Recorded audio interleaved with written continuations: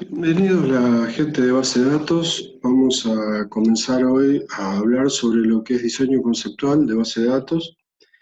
Bueno, acá tenemos una, una presentación, digamos, que habla sobre el análisis de requisitos. A partir de allí tenemos que obtener, digamos, los requisitos que tienen que ver con la base de datos y con requisitos funcionales. Como pueden ver ustedes, el diseño conceptual está vinculado con los requisitos de la base de datos y no con algo funcional. Es decir, que lo que uno pretende hacer en un diseño conceptual es algo más bien estructural y no funcional. Es decir, me refiero a las estructuras de datos y no a los algoritmos para mover esos datos. En cuanto al análisis funcional, estamos hablando acerca de la funcionalidad del sistema, lo que el sistema debe hacer, y no en cuanto a el soporte o a las estructuras de datos que necesitamos para poder llevar adelante todos esos algoritmos, puedan tener los datos necesarios, digamos, para hacer el aspecto funcional del sistema. Así que la primera cuestión es que este diseño conceptual va a tener una forma más bien estructural, una forma que tiene que ver con la estructuración de los datos, sino con el código o el funcionamiento de los datos o el algoritmo, digamos, que utiliza esos datos para hacer algún proceso y obtener alguna salida, alguna información. Se deriva del diseño conceptual el diseño lógico. Del análisis funcional, especificación de transacciones, podemos hacer una implementación del diseño físico, digamos, de la base de datos para poder implementarla. Y de allí derivan el diseño del programa y la implementación de transacciones para hacer toda la parte de aplicaciones. Para implementar una base de datos, nosotros básicamente tenemos que pasar por tres etapas. La primera etapa va a ser el diseño conceptual, de ello va a derivar el diseño lógico y por último el diseño físico, ¿sí?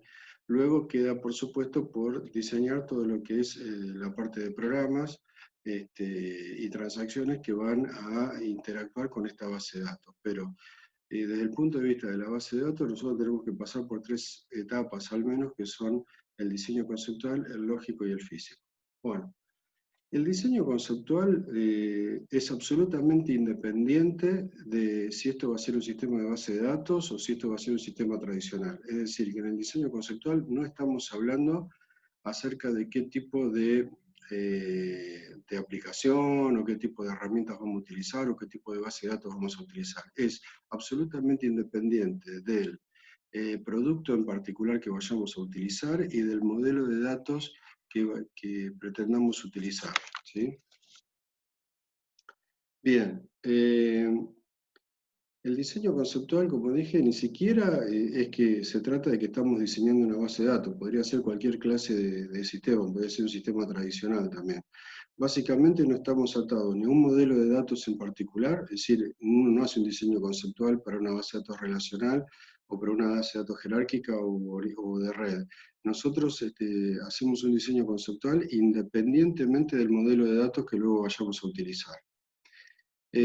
Básicamente el diseño conceptual, su objetivo es describir, digamos, un universo de discurso, poder establecer las diferentes entidades que van a representar nuestro problema, las relaciones que hay entre esas diferentes entidades, los atributos que tienen, y cómo, digamos, todo eso se conecta y forma, digamos, toda la parte estructural del sistema, pero no tiene implicancias en cuanto al modelo de datos en particular que vamos a utilizar ni un producto en particular. Ahora bien, cuando nosotros tenemos terminado ese diseño conceptual, vamos a derivar de él un diseño lógico. Ese diseño lógico sí está condicionado por el modelo de datos que vayamos a utilizar. En nuestro caso, el modelo de datos a utilizar es el modelo de datos relacional, con lo cual el diseño lógico que vayamos a hacer derivado de ese diseño conceptual va a ser un diseño lógico, digamos, basado en el modelo relacional, es decir, va a tener que cumplir con todas las reglas del modelo relacional para que nosotros lo tomemos como válido. A partir ya entonces el diseño lógico está condicionado por el modelo de datos que vamos a utilizar, pero es absolutamente independiente del producto en particular que vayamos a utilizar. Es decir, no hacemos un diseño lógico para una base de datos Oracle o para una base de datos de SQL Server, sino que lo hacemos para un modelo de datos determinado, ¿sí?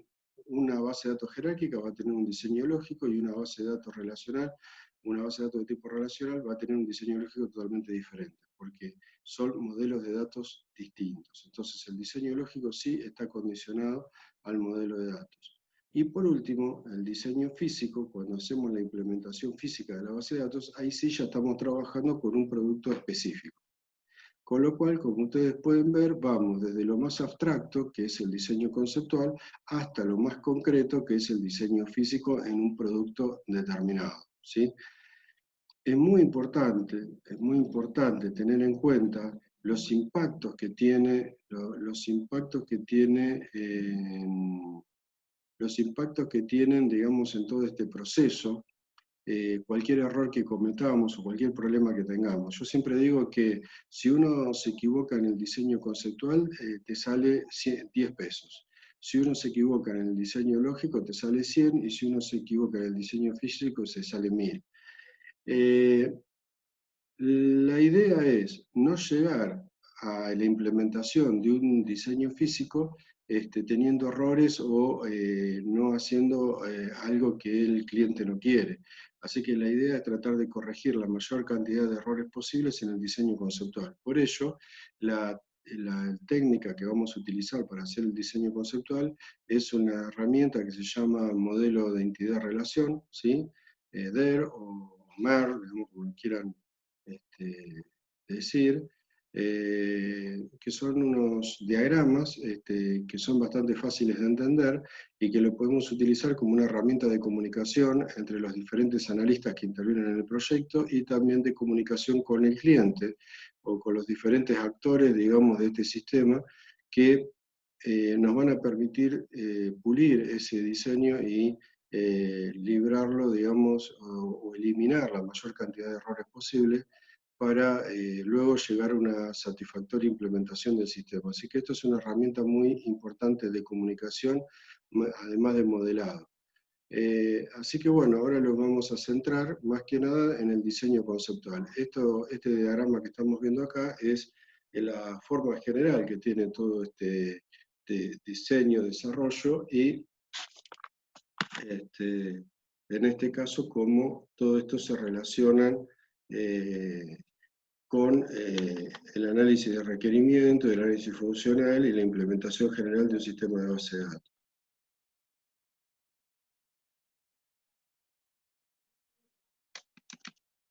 Bien, lo que vamos a ver ahora, digamos, en cuanto a diseño conceptual, está basado en el capítulo número 3 del libro de Smarri Navat sobre modelos conceptuales de modelado de datos, enfoque entidad-vínculo, capítulo 3 del libro Sistema de base de datos, conceptos fundamentales de Smarri Navat, ¿sí? Así que bueno, el capítulo 3 es lo que estamos viendo, donde acá estamos viendo algún ejemplo. Y acá lo que vamos a utilizar ahora es una presentación que es un resumen un poco de ese capítulo, del capítulo 3 del libro de Smarri Navat, ¿sí? Bueno, vamos a ver de qué se trata entonces. El modelo de entidad-relación o el modelo de entidad-interrelación es un modelo conceptual de alto nivel. Tiene que ver con, digamos, con la representación conceptual que describe un universo de discurso, digamos, que es todo el alcance del sistema en el ámbito en que se va a desarrollar este sistema, define una serie de entidades y un conjunto de interrelaciones entre esas entidades, ¿sí? Hay diferentes programas que pueden utilizar este modelo, ¿sí? El esquema conceptual, entonces, vamos a tener en cuenta para poder hacerlo nosotros en esta asignatura lo que vamos a utilizar van a ser enunciados que describen diferentes problemas relacionados con, digamos, con el modelado de sistemas, en donde vamos a indicar una serie de restricciones y una serie, vamos a mencionar, ya sea implícita o explícitamente, una serie tipos de entidad, digamos, que tenemos que relacionar, y nosotros tenemos que ir deduciendo, digamos, los atributos que van a tener, las relaciones que va a haber entre los diferentes tipos de entidad para poder modelar. Bien, bueno, nosotros vamos a, digamos, en los sistemas de base de datos generalmente hay diferentes tipos de actores. Acá, básicamente, el eje principal está puesto en un actor que es el diseñador de la base de datos, que lo que tiene que hacer es lograr un buen diseño conceptual de la base de datos, ¿sí? Satisfacer todos los requerimientos que plantea el usuario y tratar de evitar todo tipo de conflicto, digamos, entre los diferentes requerimientos que hay. Es un diseño, digamos, que rara vez uno recauda todos los requerimientos y lo modela de una sola vez y ya está listo. Muchas veces hay que parcializarlo y hacerlo por etapas o por partes, y luego unirlo todo en un gran diagrama. Otras veces requiere de muchísimas interacciones con el usuario hasta lograr un diseño conceptual que satisfaga todos los requerimientos y tenga todos los datos disponibles que luego van a requerir las diferentes transacciones que se hagan sobre el sistema. Bueno, lo primero vamos a definir qué es una entidad. Es una entidad, es un objeto del mundo real con existencia propia y distinguible del resto de objetos. Puede ser algo físico o puede ser algo abstracto, ¿sí? Ahí pueden ver algunas de las definiciones que hay de lo que es una entidad, pero básicamente es algo que no se mezcla con otra cosa. Por ejemplo, cuando hablo de un producto, es una entidad, un objeto, que no se mezcla con un objeto cliente. ¿Por qué? Y porque un producto es un producto, un cliente es un cliente. Un producto tiene ciertas características propias muy diferentes a las características propias que tiene un cliente. Entonces, por eso se puede discernir perfectamente entre lo que es un producto y lo que es un cliente, ¿sí? Son cosas diferentes. Bueno, esos son ejemplos, por ejemplo, de entidades. Una entidad va a estar descripta por un conjunto de propiedades, o atributos, ¿sí? Por un conjunto de propiedades o atributos, como estamos viendo acá, ¿sí? Los atributos o las propiedades van a describir a una entidad. Entonces, como dije antes, un producto va a tener diferentes propiedades muy diferentes a las propiedades o atributos que va a tener un cliente, ¿sí? Qué sé yo, un cliente puede tener un código que lo identifica, puede tener un apellido, un nombre, un saldo deudor, etcétera, etcétera, etcétera, ¿sí? Cada entidad va a tener un valor para cada atributo, ¿sí?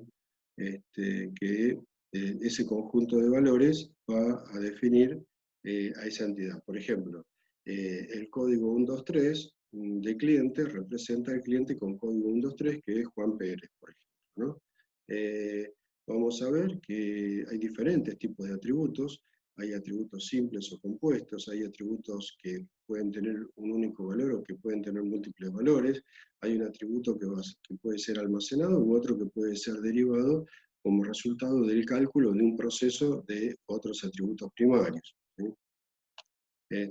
Un atributo simple o compuesto, por ejemplo, si yo hablo del código de cliente, es un atributo simple porque es un único valor, es un código numérico, pero si hablo, por ejemplo, de una fecha, podríamos decir que la misma está compuesta por día, mes, año, o si hablamos de una dirección, también podemos decir que está compuesta por calle, ciudad, provincia o código postal. Así que, por lo tanto, digamos, podemos tener atributos que son atómicos, digamos, que tienen un único valor posible, y después tenemos atributos que tienen una forma más bien de estructura, ¿no? A eso se refiere con atributos simple o compuesto. Atributos monovaluados o multivaluados, como dije antes, el código de cliente es un ejemplo de atributo monovaluado, porque tiene un único valor. Pero, por ejemplo, si un cliente tuviese muchos teléfonos, yo podría tener un atributo teléfono que pudiera tener varios números de teléfonos en su interior, como si fuese un arreglo de números de teléfonos. Bueno, eso sería un caso de un atributo multivaluado, ¿no?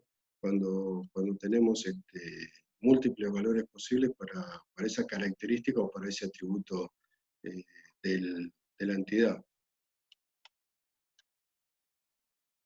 Después tenemos otra categoría que son los atributos almacenados o derivados. Los atributos almacenados son atributos reales, datos real que tenemos que cargar o que tenemos que tipear o que tenemos que conocer o que tenemos que cargar dentro del sistema que tiene que existir. Y el derivado es aquel que se puede calcular a partir de otros atributos almacenados previamente existentes, ¿no? Por ejemplo, yo podría decir que el monto total de la factura es un atributo derivado porque es el resultado de sumar, por ejemplo, la sumatoria de cantidad por precio, ¿sí? O el resultado de un cálculo con el total grabado, no grabado y el importe de IVA, por ejemplo. Eh, Bien, muchas veces puede suceder que no desconocemos el valor de un atributo en un momento determinado, ¿sí? Este, por ejemplo, qué sé yo, yo puedo tener una entidad que represente, por ejemplo, alquileres de libros, y uno de los atributos cuando creo el alquiler podría ser la fecha hora de devolución.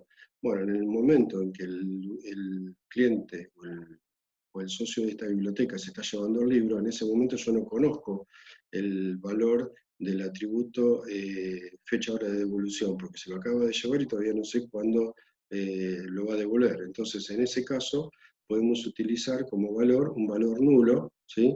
Que significa ausencia de valor. Entonces, cuando no existe ese dato, le ponemos un dato, que es el valor nulo, que indica ausencia de datos. Pero en realidad el atributo tiene un valor, que es nulo en este caso.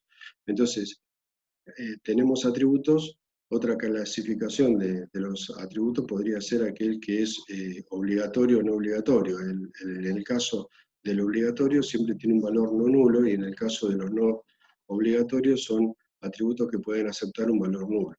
Entonces, por ejemplo, la fecha hora de devolución tendría que tener valor nulo. Cuando el usuario, cuando el socio de la biblioteca viene y devuelve el libro, recién ahí vamos a cargar la fecha hora exacta de devolución del libro.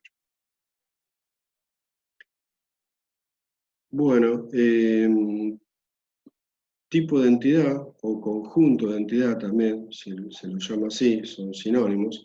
En este caso, cuando hablamos de tipo de entidad o conjunto de entidad, nos referimos a un conjunto de entidades, es decir, a un conjunto de clientes, a un conjunto de productos. Todo ese conjunto siempre es del mismo tipo, ¿sí? Entonces, por ejemplo, si hablamos de cliente, vamos a tener un tipo de entidad cliente que va a reunir o va a representar a un conjunto de instancias de entidades de ese tipo, ¿sí? Entonces, por ejemplo, podría representar a un conjunto determinado de clientes, 1, 2, 3, 4, 5 clientes, y cada uno con valores para cada uno de sus atributos. Digamos que de alguna manera la combinatoria de todos esos valores hacen a la identificación propia de cada entidad dentro de ese conjunto de entidades. Así que entonces, cuando hablamos de tipo de entidad o conjunto de entidad, nos estamos refiriendo a un conjunto de entidades del mismo tipo que todas tienen esas características que están indicadas en el diagrama. Bueno, acá podemos ver la nomenclatura que nosotros vamos a utilizar en esta asignatura, es la que se encuentra sobre la izquierda de la pantalla, esta que estoy señalando acá. El director, en este caso, es un tipo de entidad director. Es un tipo de entidad director que tiene varios atributos, tiene nombre, tiene dirección, tiene teléfono, fecha de nacimiento y número de películas. Bueno, como pueden ver ustedes, acá hay una nomenclatura particular para digamos, no todos los atributos están iguales. Como podemos ver, nombre es un atributo simple, mientras que dirección es un atributo compuesto. Como podemos ver, fecha de nacimiento, número de película, y vamos a ver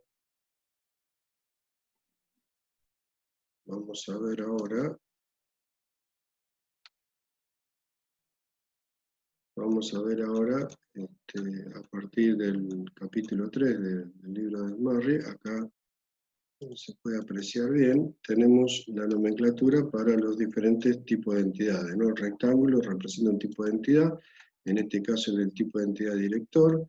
Después vamos a ver lo que son las entidades débiles, las relaciones o los vínculos, pero fíjense en ustedes que cuando tiene doble línea es un atributo multivaluado, cuando tiene un círculo, línea simple es un atributo común,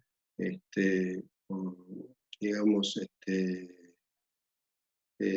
atómico, digamos, monovaluado. Cuando está subrayado es un atributo clave. Acá tenemos el caso de un atributo compuesto, acá tenemos el caso de un atributo derivado. Bueno, esa es la nomenclatura que vamos a utilizar para hacer los diagramas. Y acá estamos viendo entonces que teléfono representa un atributo multivaluado. Bien, un tipo de entidad dice que describe el esquema de intención para un conjunto de entidades que poseen la misma estructura. Es decir, todo lo que está dentro del tipo de entidad tiene exactamente la misma estructura. Son todos clientes, acá tenemos un ejemplo de persona, ¿no? Donde tenemos los valores para cada, acá abajo podemos ver los valores para cada una de las instancias, digamos, del tipo entidad persona. ¿Sí? La entidad 1 tiene estos valores, Julia Montes, Calle Libertad, bueno, etcétera, etcétera, y así sucesivamente podemos describir a cada una de las entidades que forman parte de ese conjunto de entidades. Bien, también vamos a tener atributos que son clave, los que estaban aquí iban subrayados, ¿sí? Son atributos, digamos, que van a poder identificar de manera unívoca a una entidad del conjunto de entidades que hay dentro de ese tipo de entidad. Eh, Puede ser un atributo o puede ser una combinación de más de un atributo, que lo que va a hacer es identificar unívocamente. Por ejemplo, el código de cliente podría identificar unívocamente a un cliente, o podríamos decir que el atributo DNI podría representar unívocamente a una persona, o tipo de documento y número también, por si hubiera alguna repetición de números de documento. Así que en definitiva se trata de un atributo, conjunto de atributos que nos permita, con solamente conocer los valores de esos atributos, poder ubicar a una entidad del conjunto de entidad, teniendo en cuenta que podemos tratarse de cientos, miles o de millones de entidades que estén representadas por ese tipo de entidad o ese conjunto de entidad. Bien, la clave primaria o atributo identificador principal, ¿sí? Va a ser designada por el diseñador, como elegida por el diseñador a partir de un conjunto de claves candidatas, ¿sí? Por ejemplo, yo podría decir que si estamos hablando de personas físicas como clientes, que son personas físicas, uno podría tener un código de cliente por un lado y también podría tener el DNI de la persona como un atributo identificador principal, como cualquiera de los dos podría ser. Bueno, nosotros lo que tenemos que hacer es buscar un atributo identificador principal que sea mínimo, digamos, y que sea lo más representativo dentro de este universo de discurso para tratar o para trabajar con ese tipo de entidad. Por ejemplo, si los clientes en el negocio que estoy modelando se manejan por código y no por DNI, bueno, me va a convenir utilizar el código como el atributo identificador principal, como un atributo clave, también se lo llama atributo primo, ¿sí? Y no utilizar el DNI. No obstante eso, estoy en la obligación también de indicar que el DNI también va a ser un atributo identificador principal, aunque lo que vayamos a usar con regularidad sea el código y no el, el DNI. ¿Sí? Es decir, el DNI pasaría a ser una clave alternativa, ¿sí? Mientras que el código de cliente pasaría a ser la clave primaria, ¿sí? De este tipo de entidad, cliente. Bueno, el dominio, se refiere el dominio al conjunto de valores posibles que puede adquirir un atributo. Según el atributo vamos a tener dominios muy diferentes, ¿sí? Por ejemplo, un atributo nombre, el dominio podría ser un conjunto de cadenas de caracteres alfabéticos, teléfonos, números de hasta 9 caracteres, altura, por ejemplo, podría ser un número entre 0 y 2,5 metros. La nacionalidad podría ser un conjunto de nacionalidades posibles, y así sucesivamente. Es decir, que el dominio de alguna manera determina el conjunto de valores posibles que podría llegar a tener un atributo para cualquiera de las instancias de ese tipo de entidad. Bien, es un concepto matemático donde básicamente un valor posible de un atributo tendría que ser un valor tal que se encuentra dentro de ese dominio.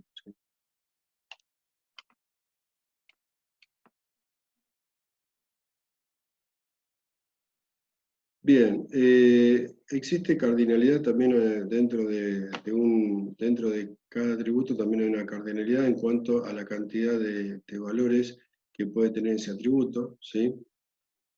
Por ejemplo, una cardinalidad mínima de 0 implicaría que puede utilizar el valor nulo, que significaría ausencia de valor. Una cardinalidad de 1 significaría que tiene al menos una cardinalidad de 1 es al menos que tiene un valor que adquiere un solo 1, es decir, que sería un dato obligatorio que debemos ingresar. Y una cardinalidad mayor que 1 sería que se trata de un atributo multivaluado que puede tener más de un valor. Bueno, las entidades se vinculan entre sí a través de relaciones, ¿sí?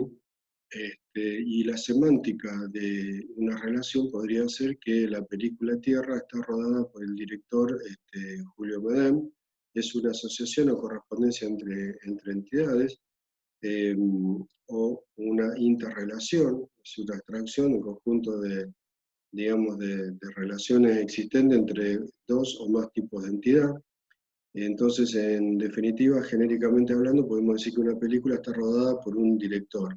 Entonces, de alguna manera, vamos a establecer las reglas de juego en cuanto a cuántas entidades de películas se relacionan con cuántas entidades de director.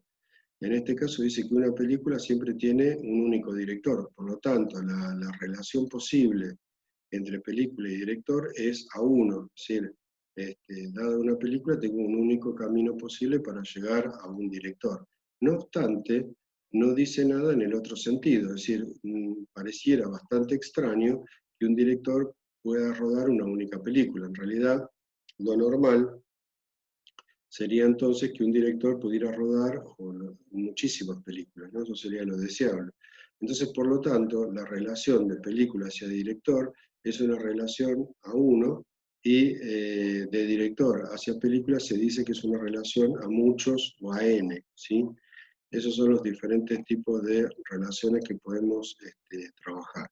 En la asignatura vamos a trabajar todas con una nomenclatura de relaciones de tipo binaria, es decir, siempre una relación va a conectar a dos tipos de entidad, o bien una relación puede conectar a un mismo tipo de entidad. Por ejemplo, en el caso de la relación secuela-DEC de película, es una relación contra sí mismo, y digamos, es decir, que vamos a trabajar con relaciones de grado 1, reflexivo, o vamos a trabajar con relaciones, de grado 2, binarias, ¿sí? Relaciones de grado 3, ternarias, no las vamos a trabajar, por lo menos de esta forma, sino que vamos a trabajar con otro concepto que lo vamos a ver más adelante, que se llama agregación. Bien, todo tipo de entidad que participa en un tipo de interrelación juega un papel o un rol específico en esa interrelación, ¿sí? Por ejemplo, un director rueda una película, ¿sí? Una película es realizada por un director, ¿sí? Entonces tiene un tipo de relación en uno y en otro. Bien, acá también podemos ver que en las relaciones de grado 1, cuando es una relación contra sí mismo, también tenemos en un sentido un significado de la relación, y en el otro sentido tenemos otro significado de la relación. Es decir, tenemos roles diferentes según cómo lo veamos, de película, versión de película, o en este sentido, o en el sentido inverso, ¿sí? Así que bueno, tenemos entonces un doble juego de roles en una relación, ¿sí? En un sentido o en otro, ¿sí? Bien, tenemos ciertas restricciones estructurales sobre los tipos de interrelación. Tenemos relaciones de cardinalidad y de participación.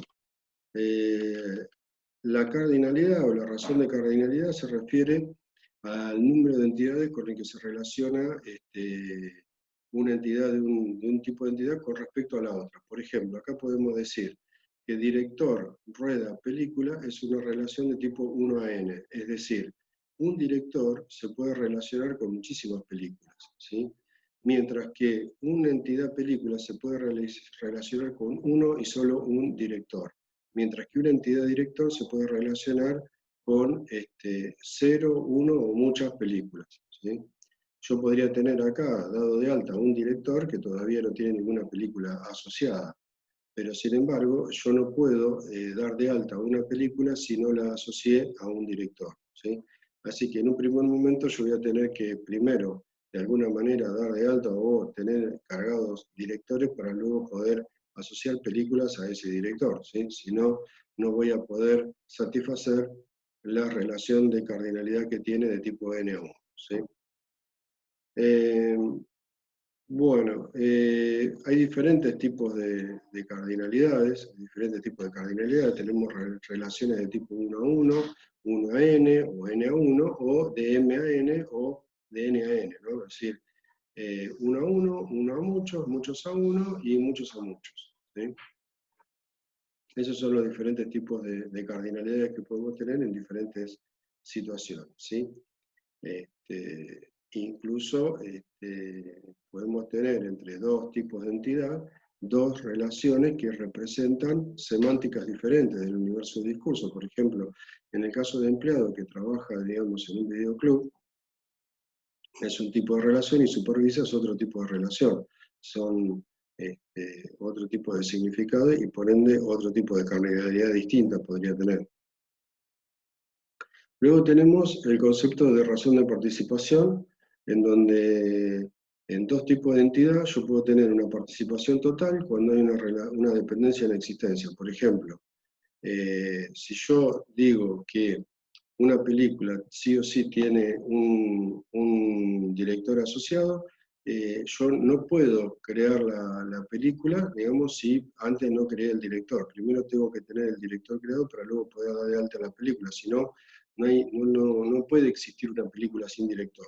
Entonces, acá tenemos un caso de que en caso de película con respecto a director es un caso de participación total, porque no puede haber película sin director. Ahora bien, si el enunciado dijera que una película puede tener un director y que hay películas que no la dirigió nadie, digamos, cosa que no tiene mucho sentido, pareciera ser en el mundo del cine, ¿no? Pero en ese caso sería una participación parcial, ¿no? Pero cuando una película sí o sí tiene que ser dirigida de alguien, es un ejemplo de participación total. Un ejemplo de participación parcial podría ser el caso que muestra acá la presentación, en donde tenemos empleados que no necesariamente van a ser encargados de un local. Entonces, en realidad, la relación de encargado de local tiene una participación parcial, es decir, no todos los empleados van a ser encargados del local. Por lo tanto, hay solamente algunas entidades que se van a relacionar, digamos, con el local para designarse como encargados, pero no todos los empleados van a ser encargados. Por lo tanto, acá se trata de una participación parcial, ¿sí? Así que acá tenemos una razón de participación parcial en este caso, ¿sí?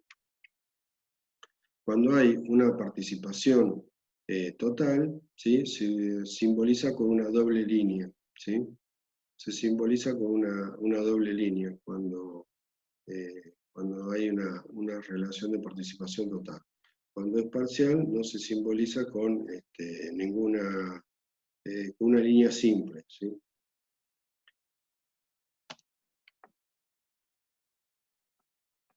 Bueno, además de que las entidades pueden relacionarse con otras entidades a través de una interrelación, una relación, ese rombo que nosotros representamos acá en el diagrama, el propio rombo que indica la relación puede tener atributos propios.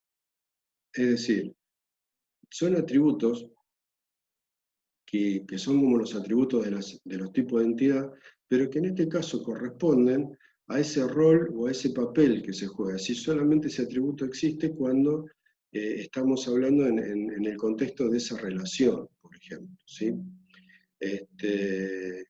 Por ejemplo, podemos decir que un empleado supervisa un videoclub, pero a partir de una determinada fecha. Entonces, en realidad, ese atributo es propio de la relación, porque solamente existe o tiene sentido contar con una fecha de inicio, digamos, de esa supervisión, a partir de que un empleado está relacionado con un videoclub a partir de una relación de supervisión. Si no, no tendría sentido tener ese atributo. Son atributos propios que son propios de la relación. Por ejemplo, si yo tengo, por ejemplo, una distribuidora de golosinas que tiene un montón de sucursales y tiene un montón de productos, y los precios de los productos varían por sucursal, yo podría decir que un producto se vende en muchas sucursales, pero hay un atributo propio de la relación que es el precio, porque va a tener para el producto 1 para la sucursal 1 va a tener un precio, pero el producto 1 para la sucursal 2 va a tener un precio totalmente distinto. Bueno, eso es un atributo propio es un ejemplo de atributo propio de la relación.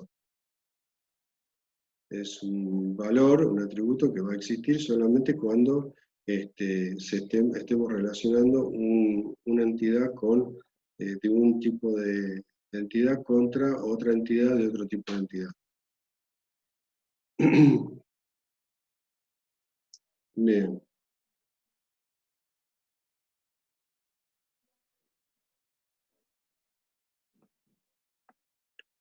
Tenemos diferentes tipos de entidades, ¿sí? Por lo general, todas las entidades van a poder tener una clave primaria, digamos, que, como dijimos antes, era un atributo, conjunto de atributos que identifica unívocamente, digamos, digamos, a una entidad del conjunto de entidad que tenemos allí, pero muchas veces sucede que hay entidades que por sí mismas no pueden formar o no pueden, o están como incompletas para poder formar su clave primaria. Bueno, ese tipo de características es una de las características de entidad débil, ¿no?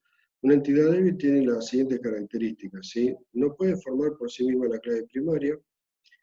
Una instancia no puede existir por sí misma, sino que siempre tiene una relación de participación total contra otra relación, ¿sí? Siempre está asociada a otra instancia que viene a ser la entidad, una entidad dominante o propietaria con la cual se relaciona, y la relación de participación siempre es total, ¿sí? Tiene una dependencia de existencia contra la otra entidad, ¿sí? Y después también otra característica es que esa entidad débil tiene un atributo, conjunto de atributos, a lo cual nosotros lo llamamos discriminante o discriminador, que es bastante parecido a una clave primaria, pero no llega a ser suficiente como para identificarla de manera unívoca en base a todas las entidades. Por ejemplo, si yo voy a representar con el tipo de entidad copia a las diferentes copias que yo tengo de una película en un videoclub, copia sería una entidad débil este, porque tendríamos para el mismo código de película, tendríamos el número de copia 1, el número de copia 2, el número de copia 3, el número de copia 4. Es decir, que el número de copia es un número unívoco, pero si yo le asocio el código de película. Entonces, voy a tener el código de película 100, número de copia 1. Código de película 100, número de copia 2, y así sucesivamente. Pero también voy a tener la 101, número de código de película 101, y número de copia 1. ¿Sí? Es decir, que el número de copia solito no me alcanza para que sea una clave primaria, ¿sí? Porque tengo muchísimas películas con código 1, con número de copia 1. Así que, por lo tanto, copia sería una entidad débil de película, es decir, deriva de película y requiere de la clave primaria de película también para poder asociar esa clave primaria de película más el discriminante o discriminador, número de copias, para que entre ambas puedan armar una clave primaria para el tipo de entidad copia. Copia depende totalmente, tiene una participación total con película, siempre las entidades débiles tienen esta forma, 1N, y siempre vamos a tener, cuando heredamos la clave, digamos, de la otra entidad, tenemos que poner el rombo en doble línea también, para indicar, digamos, de que de esa relación es donde uno está trayendo la clave primaria para anexarla a él o los atributos que actúan como discriminantes. Bien, acá tenemos otro ejemplo de paciente y visita médica, ¿sí? Estos son ejemplos propios de entidades débiles, ¿sí? Empleado, permiso de conducción, una licencia. Fíjense en ustedes, qué cosa interesante. Si este número de copia no fuera un número así unívoco por código de película, sino que fuera un número totalmente aleatorio, digamos, y unívoco, y que no tiene absolutamente nada que ver con una correlatividad o unicidad por película, sino que esto fuera un número totalmente unívoco, que no emite repeticiones, copia no sería una entidad de bits, sino que sería una entidad fuerte, ¿no? Entonces el número de copia sería, la copia 4318 corresponde a una copia de una película, qué sé yo, determinada, ¿no? Y después tendríamos otro número de copia totalmente diferente, que podría ser también copia de esa misma película, pero los números tendrían que ser totalmente unívocos para que esto se pueda trabajar como una entidad fuerte. Pero bueno, todo dependerá de cómo funciona este videoclub. Si en la nomenclatura del videoclub usaron el número de copia 1, 2, 3, 4, así sucesivamente para cada una de las copias de una película determinada, bueno, está actuando, evidentemente hay que modelarlo porque, de esta manera, porque el videoclub está trabajando, digamos, a través de una entidad débil, ¿no? Si hubieran dicho que los números de copia también tienen números unívocos, bueno, en ese caso la copia también sería una entidad fuerte. Así que en definitiva, si es fuerte o débil dependerá de las características mencionadas anteriormente, cómo es el universo de discurso, cómo lo tenemos que digamos, que modelar, ¿no? Acorde al enunciado.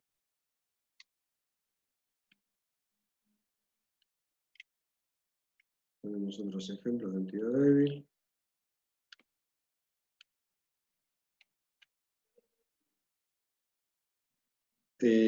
Acá hay una representación de entidad débil como atributo multivaluado compuesto, que lo podemos descomponer después en una entidad débil.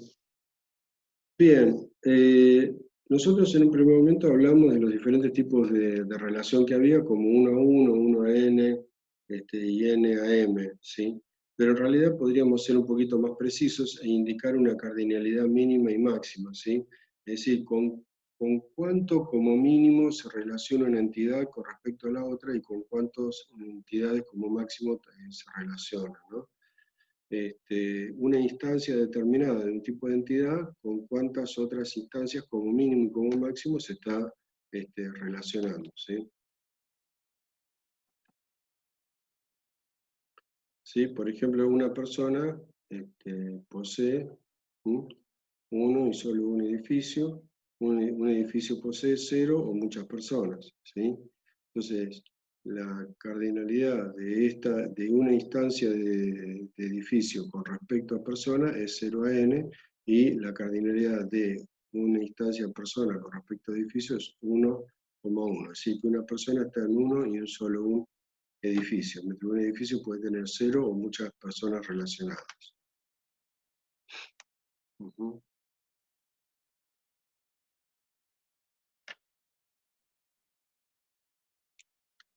Bien, acá vemos otro tipo de relaciones y cardinalidades.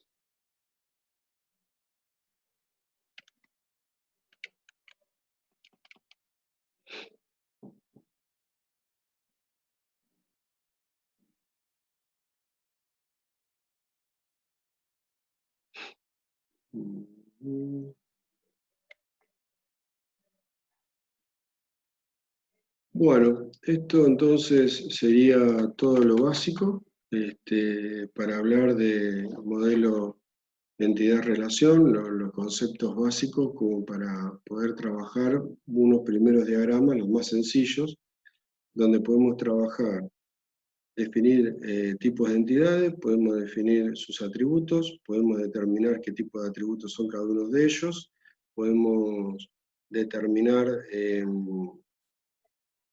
la característica de cada uno de los atributos, podemos determinar cuáles son claves primarias, cuáles son claves candidatas, podemos determinar los tipos, las relaciones que hay entre esas entidades, las cardinalidades que tiene esa relación, en uno y en el otro sentido, ¿no? En los diferentes roles que tenga esa relación, y también poder identificar entidades débiles. Esto conforma lo que nosotros llamamos el modelo de entidad-relación básico para poder hacer un diseño conceptual básico de una base de datos teniendo en cuenta los diagramas más sencillos que tenemos para hacer. Luego lo que vamos a ver ya directamente van a ser ejemplos, digamos de ejercitación, porque digamos, esto que estamos viendo es muy teórico, pero tenemos que empezar a aplicarlo, digamos, con modelo de enunciado simple para poder empezar a trabajarlos y a entenderlos en la práctica. Bueno, muchísimas gracias, nos vemos en la próxima.